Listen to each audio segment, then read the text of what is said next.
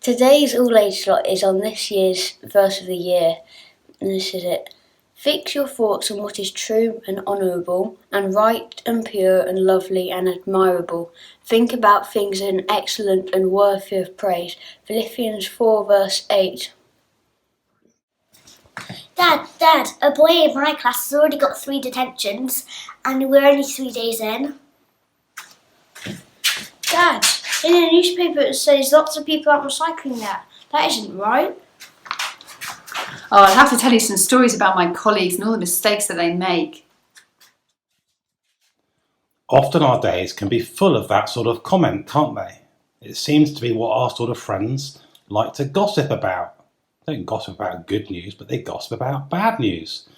And so often that's true in the news too.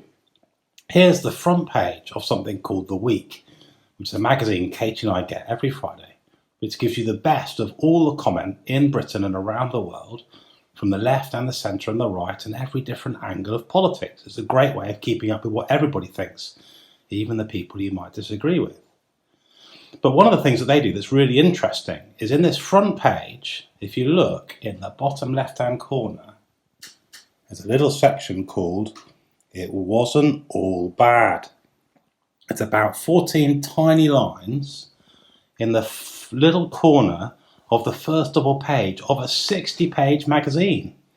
So what do the people writing the news think the rest of the news is? If they've got to say that it wasn't all bad, what are they telling you that those 60 pages are full of?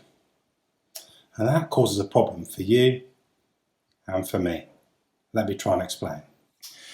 The reason that sort of thing causes a problem for all of us is something Jesus says in Mark chapter 7, where he says that what comes out of here, what comes out of our mouths, is what's in here, it's what's in our heart. What comes out of our mouths is what's in our heart. And that's why we've got this verse for our year. Because if we fix our thoughts on what is true and honourable and right and pure and lovely and admirable, and think about things that are excellent and worthy of praise, then what's in our hearts is going to be wonderful. And if what's in our hearts is wonderful, then what's going to come out of our mouths is going to be wonderful. Let me give you an example. Josh is going to come and help me here.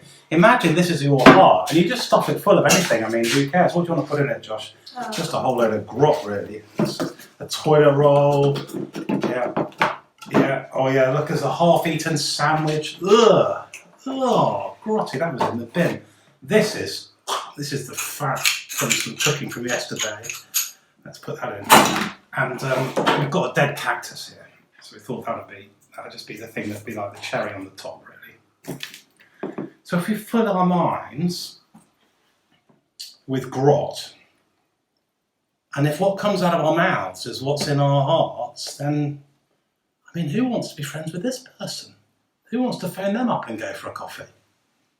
Wouldn't be very nice, would it, Josh? No.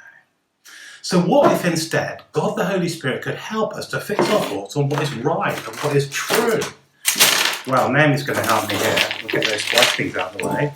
What if we could fill our heart? Go on and put them in. Oh, yeah, they look nice.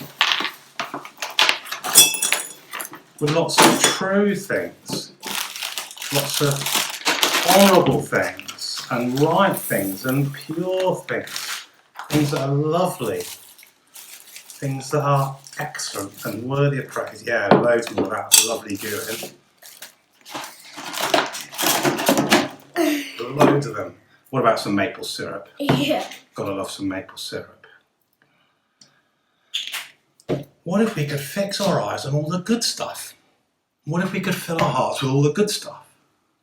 Then what would come out of our mouths would be wonderful. Fix our thoughts on what is not true, what is dishonourable, what is not right but wrong, what is not pure but ugly, what is not lovely, what is not admirable. Think about things that are not excellent and not worthy of praise, and look what our hearts are going to be like. But what if we turn our thoughts instead to what is true and good and wonderful and pure? And that's what our verse for the year is going to help us think about. 2 little thoughts as we close. First of all, it'll be different for each of us. But for some of us, we're going to have to work out what stuff we want to turn away from. Things we perhaps shouldn't be watching on YouTube or TV.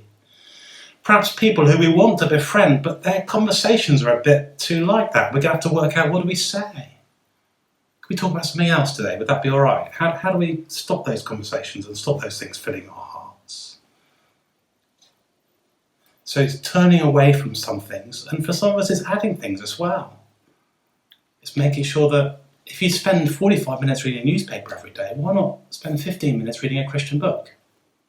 Very happily recommend you some brilliant ones. Why not think about thinking your mind on wonderful things? That's one thought. But secondly, and more importantly still, where do we find all the treasures of wisdom and knowledge? Where in the world is everything beautiful to be found? You find it all in Jesus. A never-ending supply of wonderful, brilliant goodness. Let's fix our thoughts on him this year.